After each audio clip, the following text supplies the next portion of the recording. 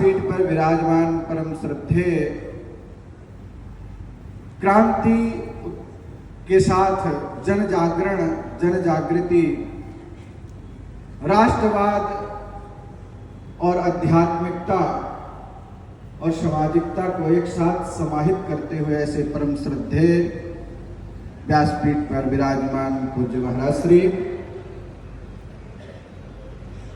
हमारे श्री पंचदशनाम जूना अखाड़े के अंतर्राष्ट्रीय प्रवक्ता पूज्य दूधेश्वर मठ के पीठाधीश्वर नारायण गिरी जी महाराज, पूज्य स्वामी जी महाराज और हरियाणा विधानसभा के अध्यक्ष जी, विधायक जी और समस्त जनमानस में भक्तिमती माताओं, बहनों, भाइयों, इस प्रांगण पर आने का परम सौभाग्य हमें मिला। यह पूज्य महाराज श्री की कृपा, बहुत बहुत आभार। 3 शब्द कहेंगे जो आज के समय में हमें लगता है यहाँ चर्चा भी बड़ी प्यारी चल रही है। शुद्ध शिक्षा, शुद्ध भिक्षा और शुद्ध दीक्षा। पर यह तीनों संभव तब है जब गुरुदेव की कृपा हो। इसलिए हमारे जीवन में कहा गया है कि गुरु कृपा ही केवलम शिष्यम परम मंगलम। पर ना ही आज के समय में बड़ा मुश्किल हो गया है कि सच्चे सदगुरु मिल जाए और सच्चा शिष्य मिल जाए, क्योंकि जो शिष्य है वही गुरु है और जो गुरु है वही शिष्य है। जिस प्रकार से कहते हैं आत्मा वही जायते पुत्र, पिता की आत्मा ही पुत्र होता है, वैसे ही गुरु और शिष्य का जीवन होता है। तो गुरु कृपा ही केवलम शिष्यम परम मंगलम। तो यहाँ बात शिक्षा की चल रही है। अभी महाराज जी ने जहाँ जिस घर में पहली बार पहुंचाया स्वागत के लिए, तो अभी अब पानीपत की धरती पर ही आए तो देखिए आप जो भी माताएं बहनों की यहाँ बड़ी उपस्थिति है, भाई भी संपूर्ण अवस्था में उपस्थित हैं, एक शब्द कहना चाहेंगे कि कॉन्वेंट के भरोसे मत रहिएगा। यदि अपने बच्चों से आपकी कोई आशा है, कोई डिमांड है, कोई भविष्य में उनसे कोई कामना है, तो वह कामना भूल जाइएगा। और यदि कामनाओं की इच्छा अपेक्षा रखते हैं तो खुद उन पर समय और ध्यान दोनों दीजिएगा। क्योंकि हमने अभी एक बालक से पूछा कि मनुष्य की उत्पत्ति कैसे हुई, तो उसने बड़ा सुंदर सा जवाब दिया। क्योंकि हम उसे कह रहे थे कि आपके माता पिता तो बड़े पढ़े लिखे और बड़े विद्वान, बड़े अनुभवी, बड़े ज्ञानी, बड़े प्रैक्टिकल जीवन में बड़े, कहते हैं कि वह उच्चारित धर्म से ज्यादा आचारित धर्म पर भरोसा रखते थे। तो हमने पूछा कि मनुष्य की उत्पत्ति कैसे हुई, तो उसने कहा कि जो हमारे पूर्वज थे वह बंदर थे, चिंपांजी थे, आदि मानव थे। और ऐसा सुंदर इतिहास अभी भी स्कूलों में पढ़ाया जाता है। तो क्या आप भी मानते हैं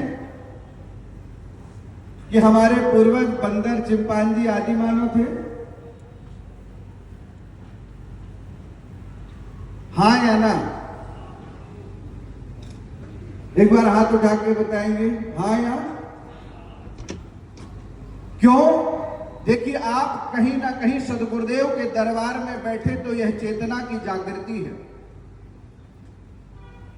उसने ही तो बालक ने कहा कि हमारे पूर्वज तो धीरे धीरे उनके बाल गए, पूंछ गई और फिर उसके बाद मनुष्य बन गए। तो हमने कहा एक बात बताओ, जो आज के बंदर और चिंपांजी हैं उनकी पूंछ और बाल क्यों नहीं जा रही?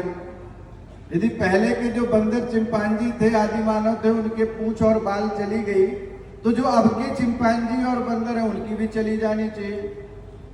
तो जब हमारी शिक्षा को इस प्रकार से अशुद्ध किया गया, तब भी हमारी राजसत्ताएं चुप थी, हमारे समाज के धर्म धुरंधर, और अभी भी वह सिलेबस हमारे कॉन्वेंट स्कूलों में पढ़ाए जा रहे हैं और आप जैसे माता पिता उसका अपने बच्चे पर क्या प्रभाव पड़ता है इसका जरूर ध्यान दें, क्योंकि जब तक शुद्ध शिक्षा नहीं होगी इस भारतवर्ष में तो हमारे सद्गुरुदेवों के प्रयास कई बार ऐसे ही निरर्थक चले जाते हैं। आप सत्संग में आते हैं, सत्संग सुनते हैं, भंडारा पाते हैं, प्रसाद लेते हैं और अपने घर में जाके सो जाते हैं। इससे कार्य सिद्ध नहीं होगा। यदि दूसरों की हम कहानियां सुन सुन करके उनके 55 देश हो गए, उनके 56 देश हो गए, उनके 100 देश हो गए, अरे संपूर्ण विश्व हमारा था, तभी तो हम कहते थे वसुधैव कुटुंबकम, यह सारा विश्व ही हमारा था। हम अभी भी कहते हैं ना, विश्व का आज भी हम विश्व के कल्याण की कामना करते हैं और उस समय भी करते थे, क्योंकि हम पंचदेव सनातन को पूजते हैं। सनातन क्या है? अविनाशी आत्मा। हमारी आत्मा ही तो सनातन है। यह शरीर तो जड़ है, अविनाशी है, कभी भी नष्ट हो जाएगा। पर नित्य क्या है? अविनाशी क्या है? आत्मा। तो हम आत्म धर्म को पालन करने वाले सनातन धर्मावलंबी हैं। जो सनातन को मानते हैं वह नित्य अविनाशी आत्मा को मानते हैं, और जो आत्म तत्व को मानता है वह परमात्म तत्व को प्राप्त कर सकता है। कैसे? क्योंकि यह शरीर जो है वह पंच तत्वों से बना है, प्रकृति के तत्वों से बना है। जल, वायु, अग्नि, पृथ्वी, आकाश, इनकी हम पूजा करते हैं। क्यों? क्योंकि उसकी पूजा करने से हमारी पंच प्रकृति शुद्ध हो जाती है। हमारे जीवन में खान पान, शुद्ध शिक्षा, शुद्ध भिक्षा और शुद्ध दीक्षा यदि आ जाए तो हमारा जीवन धन्य हो जाएगा। लेकिन महाराज जी ने कहा कुछ जयचंद, हमें ये ध्यान रखना होगा कि हम यदि कहीं पर गड़बड़ होती है हमारे राजाओं महाराजाओं के द्वारा, नेता अभिनेताओं के द्वारा, तो उसमें भी चापलूस, चाटुकार और जयचंदों का बहुत बड़ा हाथ है। उन जयचंदों से बचना होगा। किसी कवि ने बड़ी सुंदर कविता कही है, ज्यादा समय नहीं है, समय का अभाव है, फिर भी महाराज श्री का बहुत बहुत आभार कि आप सबके समक्ष पानीपत की इस धराधाम पर हमें आने का परम सौभाग्य मिला। क्योंकि पानीदार हमारे यहाँ कहा गया है, जिसमें अपने पिता का खून होता है वो पानीदार होता है, और जिसमें नहीं होता है वो निपनिया होता है, जिसमें पानी ही नहीं है।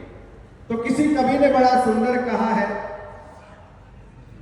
बिना मौसम हृदय कोकिल से भी कूजा नहीं जाता, बिना मौसम हृदय कोकिल से भी कूजा नहीं जाता, जहां अनुराग पलता हो वहां दूजा नहीं जाता।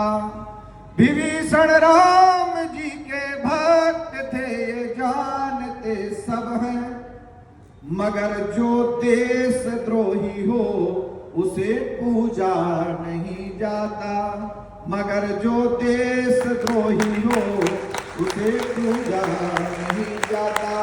इसीलिए अपने देश के लिए, राष्ट्र के लिए, अपने सनातन के लिए जो महाराज श्री ने आपको बार बार चेतना जागृत करा रहे हैं, उस चैतन्यता को धारण करें और यहाँ से एक ऐसी सुंदर शिक्षा, एक ऐसी सुंदर दीक्षा और एक ऐसी सुंदर भिक्षा लेके जाएं जो आपके और आपके परिवार को, आपके समाज को और आपके राष्ट्र को उन्नति की ओर लेके जाए। ऐसी शुभ मंगल कामनाएं। ओम नमो नारायण। जय सनातन।